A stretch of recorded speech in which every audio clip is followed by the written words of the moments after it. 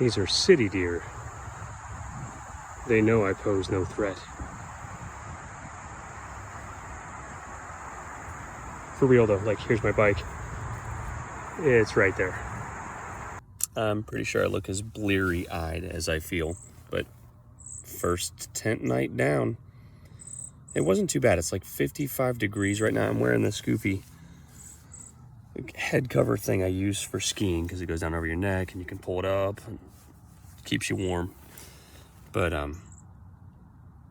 yeah, like my gear kept me plenty warm. I don't like mummy bags. I never did like the concept of them. Like when I was in Scouts, it was also cheap, so I had like the big fluffy Coleman bag for myself, but I didn't like the idea of being constrained. And I can confirm, first night in my own mummy bag, I didn't really care for it. So that's the biggest thing I think that woke me up intermittently, was I just couldn't quite get comfortable. I'm a sprawler. I wanted to sprawl and I couldn't.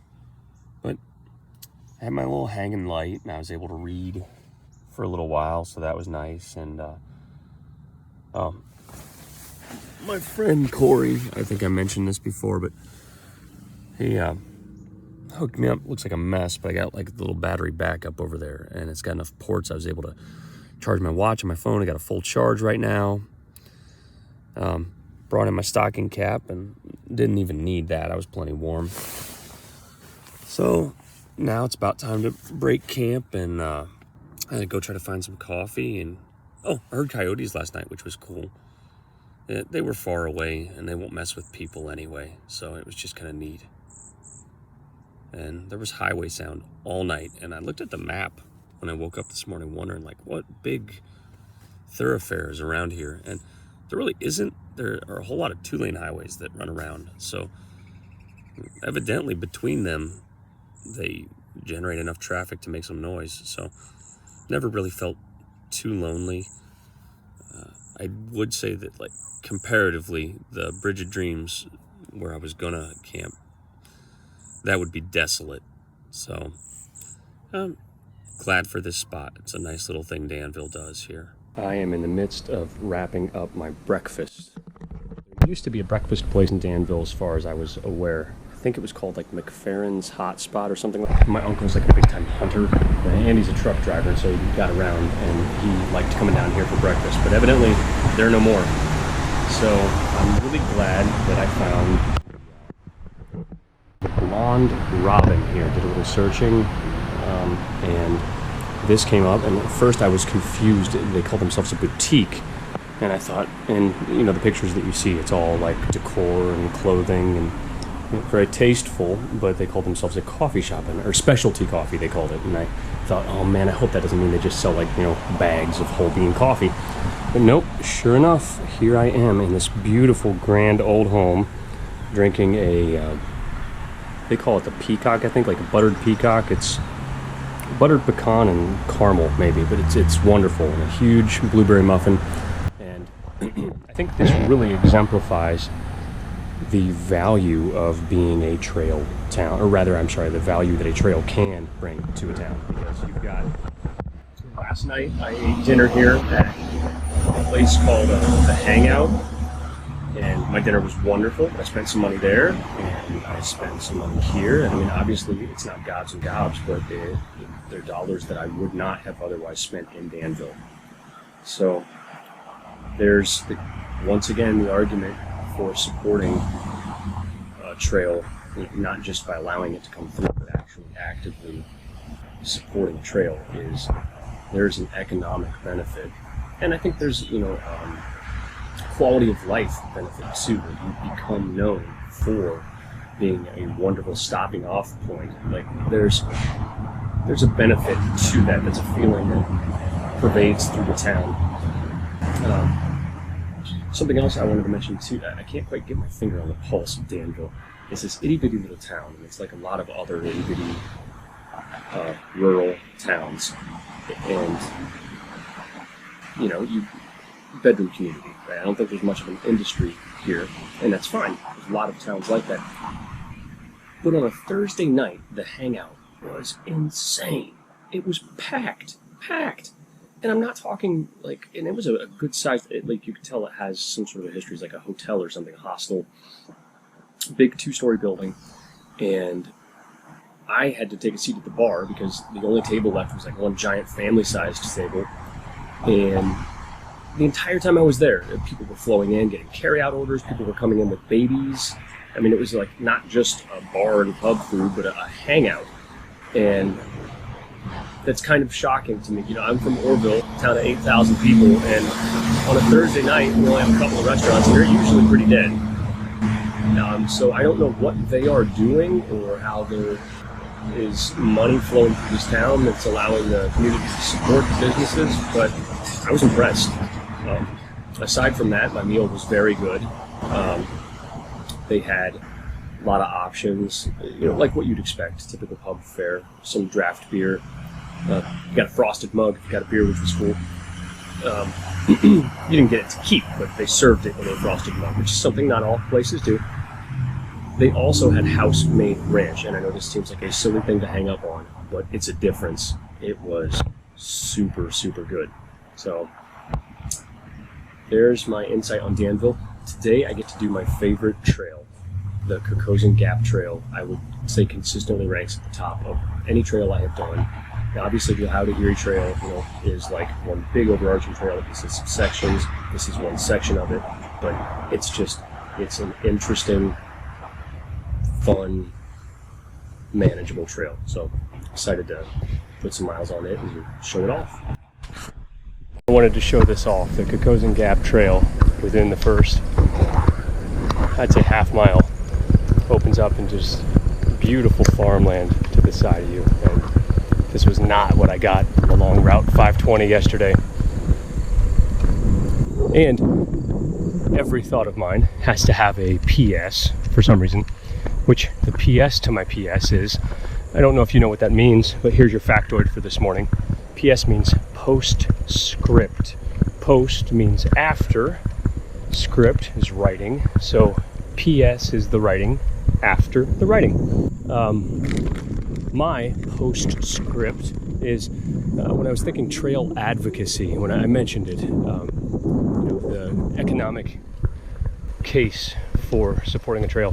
One other thing that I thought of yesterday was most drivers were pretty good passing me, but every now and then you can tell by like the way someone floors it after they get around you, or if you've been unfortunate enough to have those diesel truck guys, you know, roll coal on you. You'll know that some people do not like cyclists. And in my mind, they should be our #1 supporters for trail systems. Because if they want to get us off the road, which I would love to be off the road, great, give me more trails. So support trails if you hate bicyclists. That's my message for you this morning. I don't know if you saw like 2 little chipmunks skitter across, but thankfully I've seen 3 this morning. Up until now, not a whole lot of chipmunk activity, which is odd because usually coming into the fall, I see them going like crazy. My best hypothesis, it's all the snakes. All these snakes I'm seeing are eating the chipmunks. So you heard it here first. I keep trying to remind myself that this is why I am doing this, a big part of why I'm doing this. I need to stop and enjoy scenes like this. So I know where I would ordinarily be on a Friday morning, and it's not here. So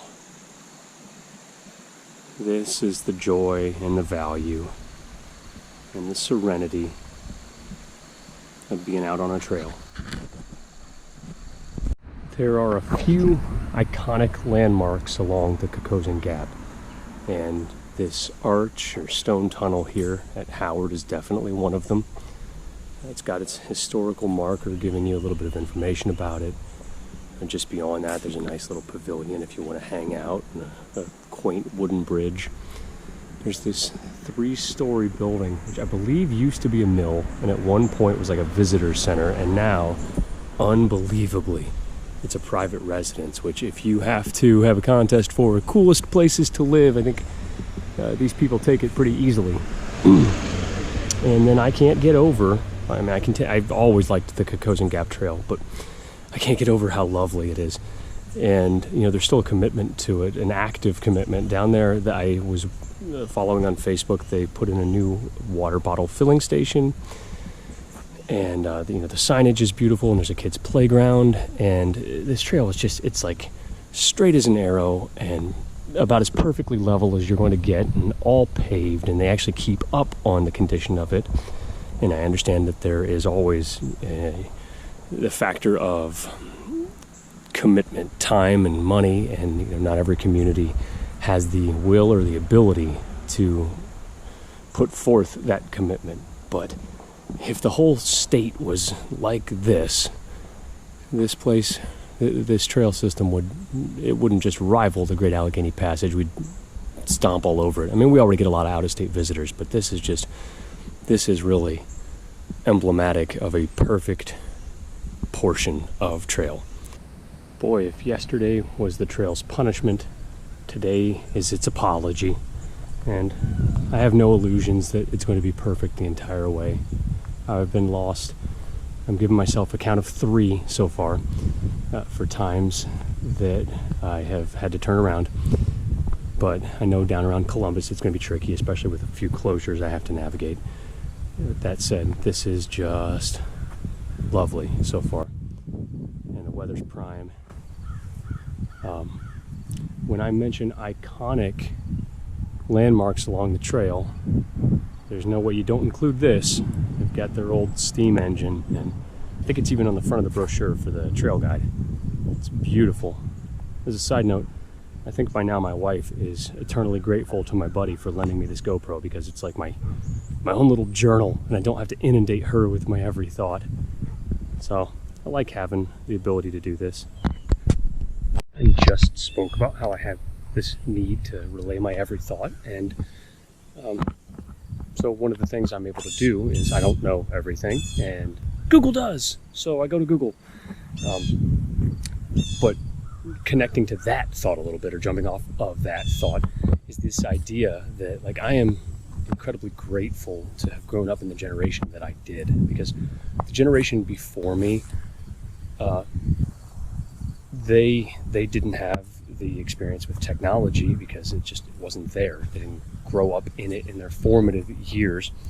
Generation after me, that's all they have known, and I've heard it phrased very well, that they are dependent upon technology but not overly familiar with how it works. So I'm in that, like, really Goldilocks sweet spot where I grew up and I had to learn the Dewey Decimal System to pull the little library file index cards, and to look things up in the library in elementary and the beginning of middle school. And then I also remember, like, when computers were brought into the classroom. And so, you know, I learned both worlds. I had to know how to look things up alphabetically, and alphabetization, if I'm saying that right, is something I think that kids, they rely on the ability of autocorrect so much now. And it is a tool, but I think, like any tool, there's a very fine line between a tool and a crutch. So where I'm going with this is, you know, looking things up is a skill, actually. And, you know, we had to learn it in elementary school, in our library classes, thinking of, okay, first you have to know how to find things in alphabetical order, and you have to think, if something wasn't classified as one subject, what's a synonym? What's another way to phrase that? So you had to know how to spell. You know, you're going into a physical dictionary or a physical encyclopedia. You had to have a firm command of all of these things, spelling and your alphabetization and phrasing structures. And then when I got into college, there was an emphasis, a requirement of taking, like, a library sciences class. So essentially, you're going to be looking for information in a database. This is how you're going to go about it. And it was just more of the same.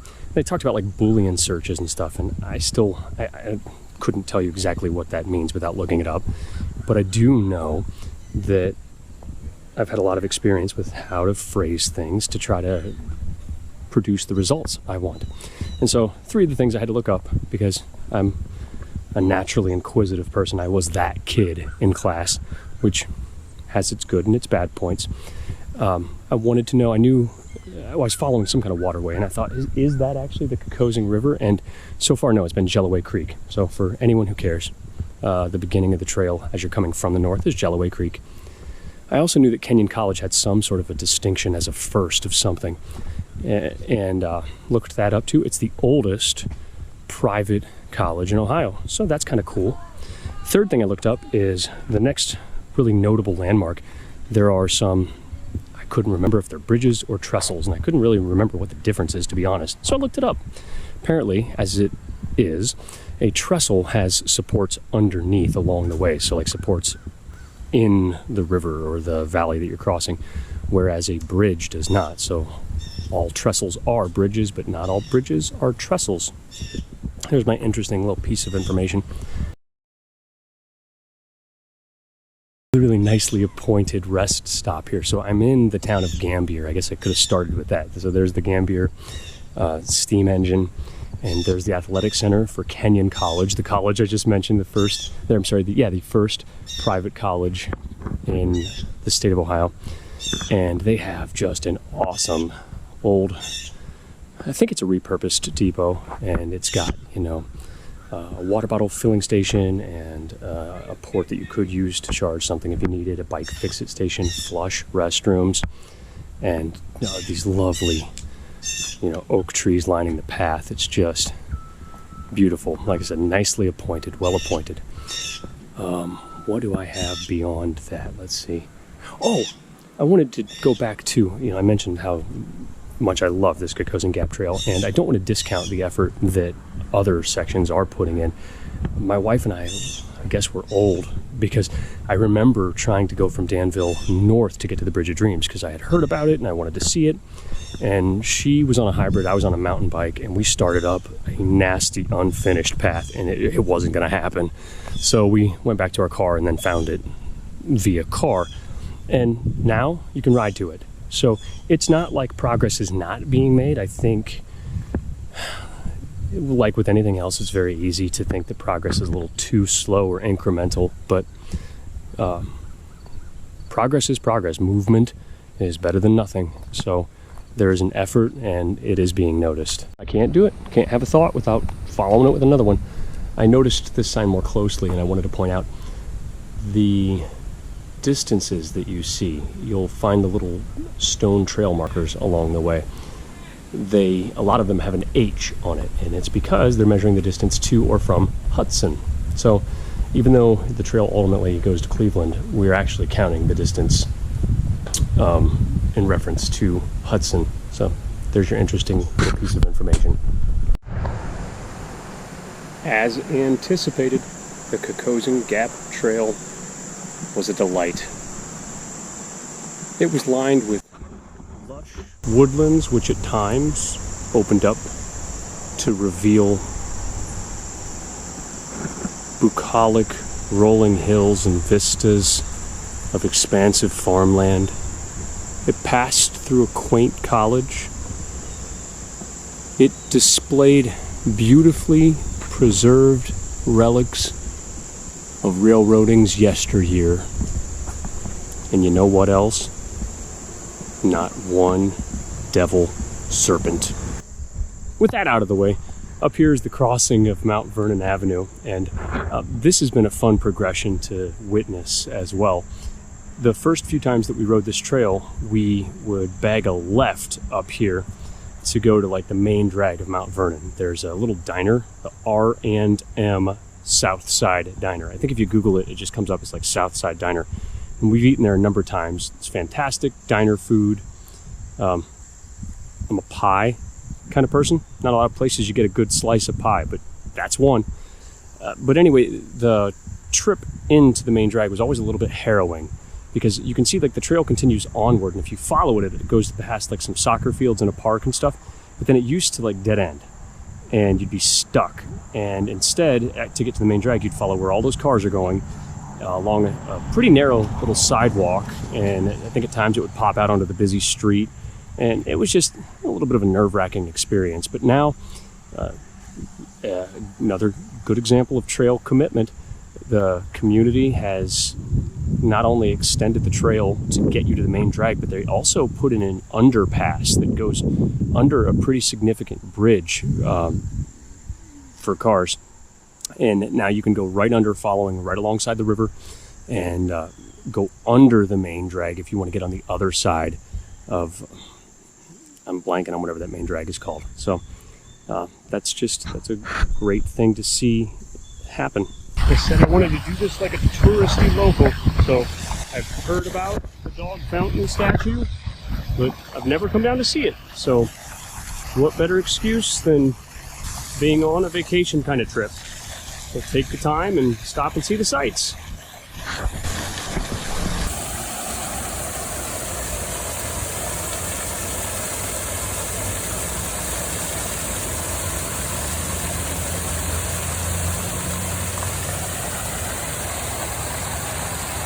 Continuing in the spirit of being a touristy local, I have been down here before in a car many times, family trips and things, and wanted to show off. Not only does Mount Vernon have just a gorgeous little city center here, but there is, I would call it a near universal hatred, skepticism, uncertainty, distrust of traffic circles, roundabouts. They evoke some seriously strong emotions. And I know they're having a renaissance right now. They've existed other places for years, and they seem to be popping up everywhere. I personally don't mind them at all. With all of that said, I wanted to show roundabouts are nothing new. Mount Vernon has one killer roundabout, and it happens to be done very beautifully. So, like I said, I've been through here in a car. Wanted to show it off with a pedestrian's point of view. Oh, and I forgot too, when I was looking up the fountain, the dog fountain I was just at, I would be doing a disservice not to show off this gorgeous historic fountain that existed long before the dogs. Let's see what the little sign says here. So yeah, this thing is just ornate, wrought iron work on the outside and little cobblestones. Yeah, 1883, that is incredible.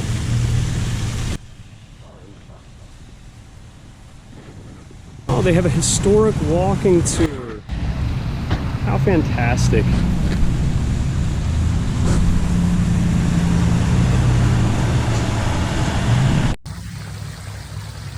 Mount Vernon, you do a roundabout right.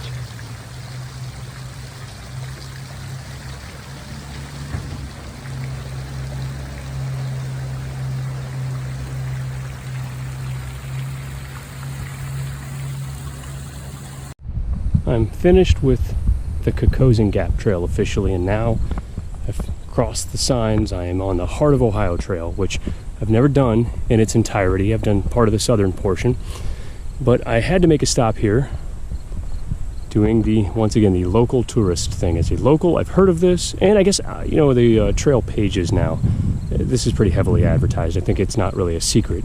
The Ariel Foundation Park. So the Ariel Corporation is like Mount Vernon's big employer, the Mount Vernon area's large employer, and they have turned, I don't know the entire background. There's some kind of story to what this was, and they've turned it into this just remarkable public grounds.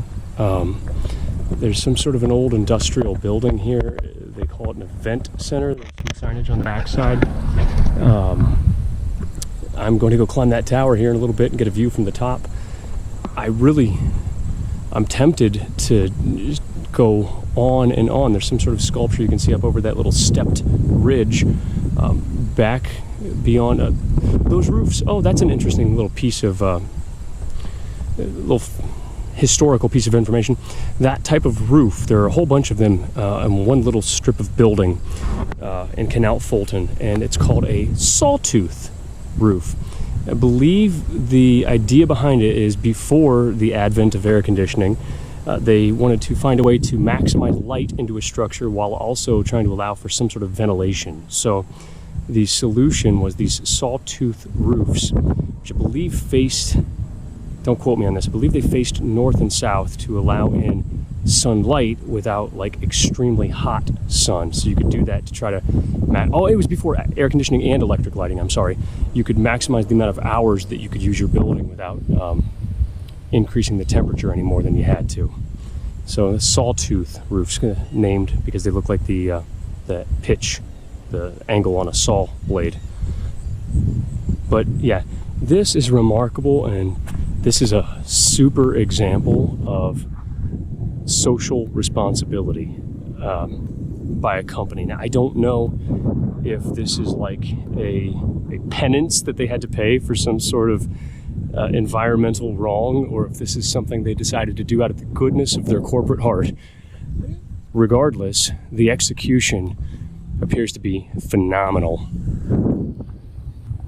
And something else I'm going to remark upon while I'm taking this little tour here, this is just expansive, is look at that event center. That is so cool.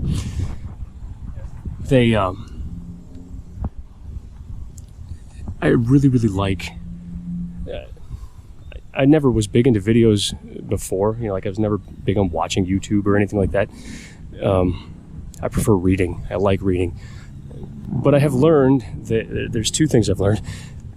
I write a lot, and people don't care to read as much as me. I mean, I shouldn't say that. I think more people care to watch videos than they do read. And then the other thing is, I'm not incapable of recognizing something that I find pretty or interesting, but there always seems to be some sort of commentary in my mind, you know, a reason behind getting the picture. And I can't provide that sort of elaboration when I take a picture. I take a picture, it's a still moment in time, and I'm aware that my photography skills fall flat, so it can be difficult to convey what it is that I'm trying to show or why I'm trying to show it. And then also a video gets you more angles, you know? So if I get one bad shot in a video, chances are I'm moving around and I could finally get something worth sharing. So I'm really enjoying that aspect of taking a video rather than just a still photo. My camera wasn't even able on my phone to get a picture of this thing in its entirety. It is quite a ways up there. I've done the fire tower at Mohican State Park a number of times. I'm gonna go ahead and say this is higher up than that.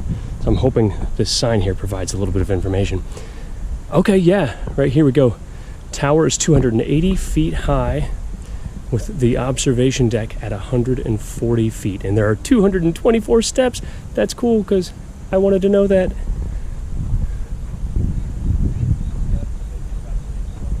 How neat.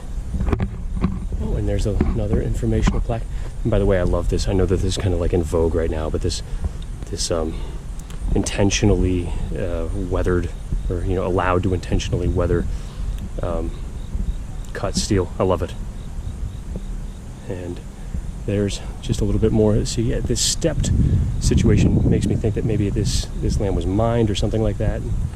There's like another art installation of the glass down there, as well as some more structure. Just very, very impressive what they've done.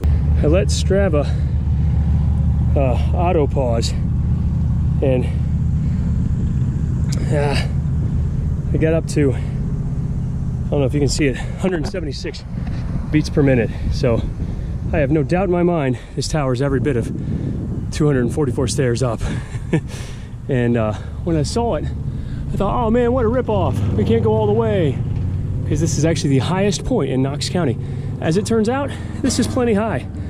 I'm accomplishing everything I could ever want to accomplish coming this high up. There's no business I have with the rest of this thing.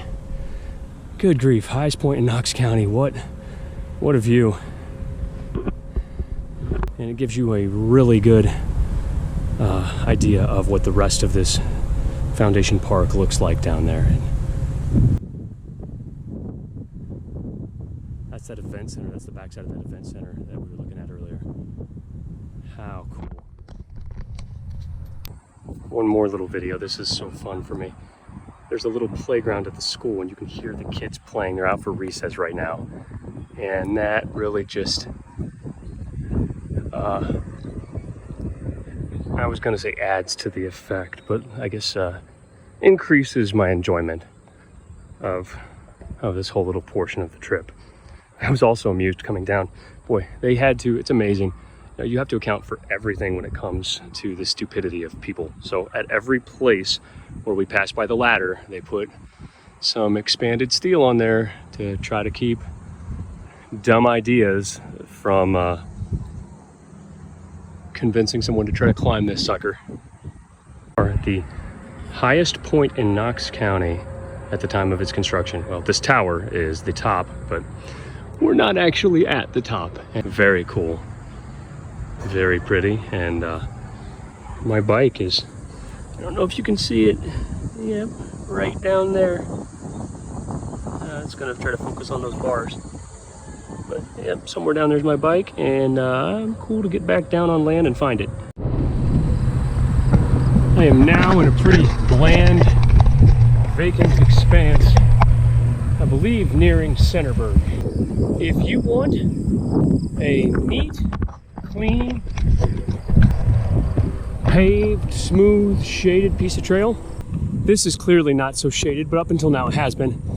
If you want all those things, then that portion of trail is the one for you. The bridge approaches were smooth. There were very few upheavals. It was pretty. But if you're looking for anything beyond that, like a place to refill your water bottle or even like a single sign indicating how far until the next town, you are going to be majorly disappointed. So I did reference my Google map here a little bit earlier because I wondered just how long until I can get my hands on some food, and I think I'm about nearing Centerburg. There isn't, that I have seen, one single sign telling me that that's coming up. I was about to be real disappointed in the village of Centerburg, but it came through for me. I got by the Centerburg or Pizzaburg in some kind of coffee shop, and both of them closed at 1 o'clock for the day. Pizza shop reopens at 3 to 9 on Fridays. That doesn't do me much good at 1:12. And I walked in the pizza shop because their hours were a little confusing, you know, being segmented like that. So I wanted to make sure I wasn't wrong, and there was a small gathering at one of the tables, and I asked if they were closed, and the matriarch indicated that yes, they were. So I had to regroup, and I thank Google for getting me down to the Twist and Shake, where I had a lovely pizza burger and Blizzard. They didn't even bother with the copyright or trademark or whatever. They just called it a Blizzard. It was good. But then I had to figure out how to get back to the trail. And you know how like there's that joke that Google will misdirect you sometimes, or you know, Apple Maps, whatever. You know, like in The Office where he turns into the lake because it says turn here. Well, this is apparently in some way, shape, or form on paper still an alley. And by golly, Google said to take it, and I was actively watching my map because I mistrusted the whole operation, but I got here. So now it's a race against the clock. It's about 1:50, and there's a coffee shop 10 miles from here in Sunbury where I would like to go get a refresher and maybe charge an electronic device. So 10 miles in 2 hours shouldn't be a problem, but well, hopefully their hours are accurate. Onward. Call me Britney Spears because, oops, I did it again. I remembered something else I wanted to include. I have taken a picture back behind me a ways of the highest point along the Heart of Ohio Trail. And it's really cool. You can feel a dramatic difference in the effort required to pedal. And if you've ever done the Great Allegheny Passage, there you traverse the Eastern Continental Divide. So basically, if you you divide North America into two parts, not really equal halves, but rather two parts. You've got a eastern part and a western part. The western continental divide is obviously the Rocky Mountains, and water that falls on one side goes west to the Pacific Ocean, and water falls on the east of the Rockies and goes down to the Mississippi. Conversely, when you are going from the eastern continental divide, all the water on the west side makes its way to the Mississippi River, and the water east of that goes to the Atlantic Ocean. All water's got to drain somewhere. Well, when you cross that eastern continental divide, you crest the summit, if I wanted to phrase it kind of dramatically. It's especially pronounced if you're going from the west to the east. It's so cool. It feels like you're getting a little push. It's what I can only imagine being on an e-bike would be like. And I don't think this is quite as pronounced, but it's still a nice noticeable difference. So that's something to look forward to if you're heading into Centerburg. I am in Sunbury, and what a lovely little town this is. I'm not sure how little, to be honest, but it's got like a really cool historic square. Kind of think if you've ever been to Medina's square like that. Lots of nice little shops. I just went to a coffee shop, and not only does it trip my trigger, it's got like the really neat old architectural details inside and out.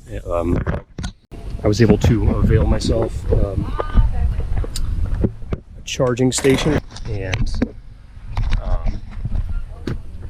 got a strawberry smoothie and a place to refill my water bottle. So I love coffee shops. They're like little oases or oases. Not sure what the plural is. And I've got to wait till the trees break to get a good shot of it, but there is a ton of development here. I've only been past this one time, but when my wife and I went past a couple of years ago, 2-3 years ago, something like that,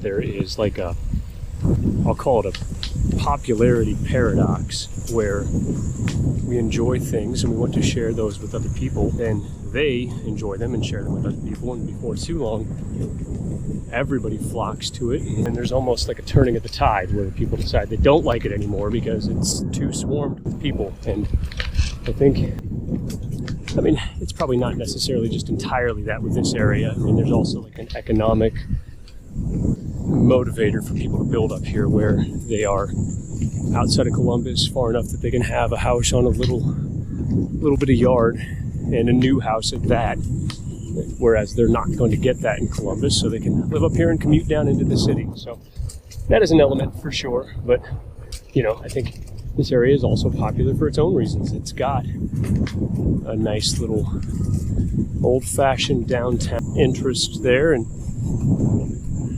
so here we are. It'll be interesting to see if this area continues its upswing indefinitely, or if it will suffer from that popularity paradox. This is how I know I'm an old man, because I am at my suite, I guess you'd call it a suite, loft or something they call it, in Columbus, and there's no overhead lighting. It sucks. It feels like a cave. I have like every lamp on. Yeah, I'm missing a lamp over there. It sucks. I can't see. Wanted to film. Yeah, see, look at that. It's like I'm in a spooky video, right? I can't even make my face out in the mirror. Yeah. I'm using every square inch of this room though, because my sleeping pad was wet from yesterday, and my tent was wet from yesterday, and there's like this weird little lounge area in here that I'm not going to use. So look what I'm going to do. Yeah, you can't even tell because it's a freaking cave, man. That's a tent. You can see like the cross poles, but look at that. It's terrible. Why? Why do they think that I don't want to be able to see what I'm doing? Whatever. I wanted to give my synopsis for today before I get too tired, and I'm about ready to fall asleep. So, My day today. Whew. If I had to pick a single word for today, it would be variety. I guess if I had to pick a second word, it would be detours. So navigation would be my second word if I had to describe my day today. The first leg of my journey was awesome, just super. Couldn't ask for nicer weather, nicer riding. I got lulled, I think, into this sense of security that the rest of my day would be the same, and got all the way down into Sunbury and had to find I think it's the Shondell Legacy Trail that runs from Sunbury to Galena.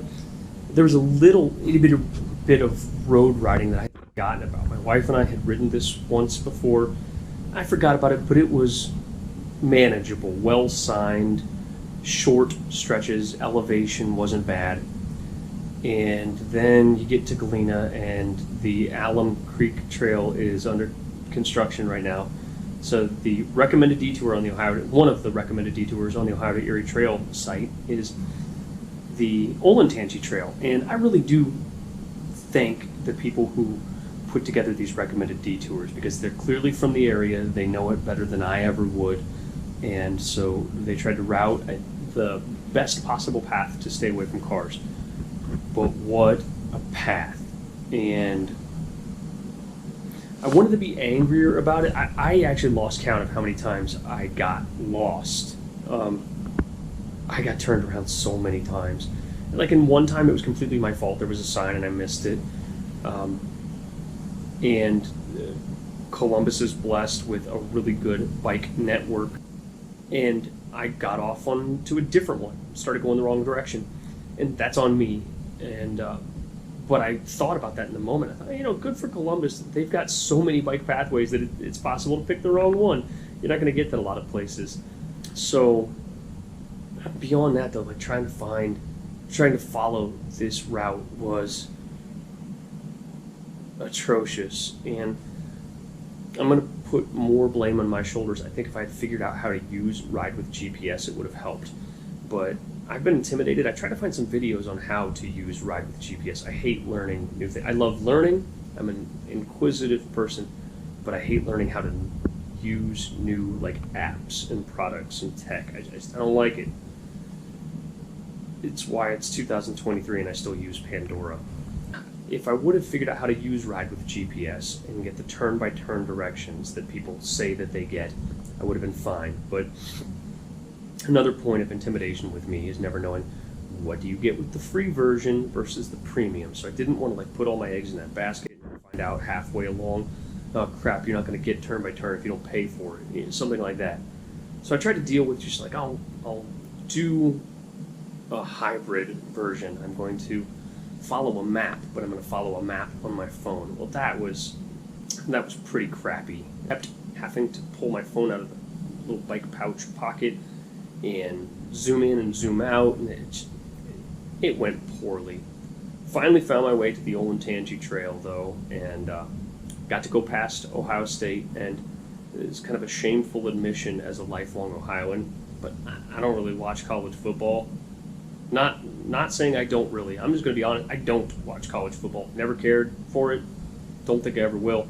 I've never been down to the Horseshoe, and I've never been down to OSU, so that was a new experience for me. It was cool to appreciate it for what it was. I don't care about the football, but it was impressive. It was one heck of a campus and a facility that they've got down there. I'm staying in the hotel that my wife and I stayed the last time we biked through here, and I'm grateful that I've had that experience because I was able to figure out how to get here semi-easily. And I'm also grateful, we did the Kokosing Gap just a month ago, so I had a little bit of familiarity trying to get to the little trail that goes under the bridge. I described it in an earlier video, and I think I screwed that up when I was with them, and I recalled how to do it this time. So there is no teacher-like experience. Anyway, though, that's my take on today. The elevation was so much easier than yesterday. Yesterday the climbing was just about to kill me. So even though I did like 73 miles, which is the most I've ever done in a single day, it felt more survivable than yesterday.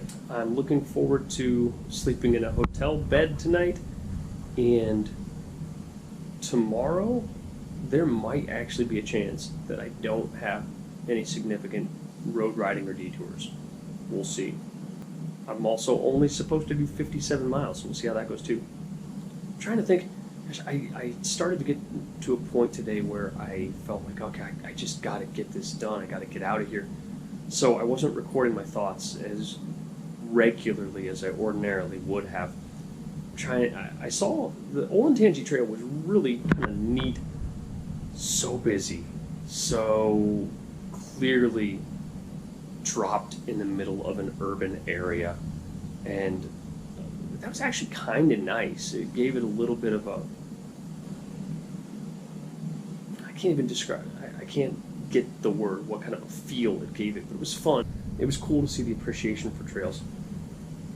Oh, that's another thing that I did want to mention is, as much as I wanted to be angry about my detouring today, I tried to remind myself that that existed because of the devotion that there is to the trails down here. So I was only detouring because they're trying to improve a trail. And I saw that they're also working on the Olentangy Trail, and so I had a detour there too. And those detour signs were really well placed and well marked. That wasn't bad. The trail system here in central Ohio and then leading into southern Ohio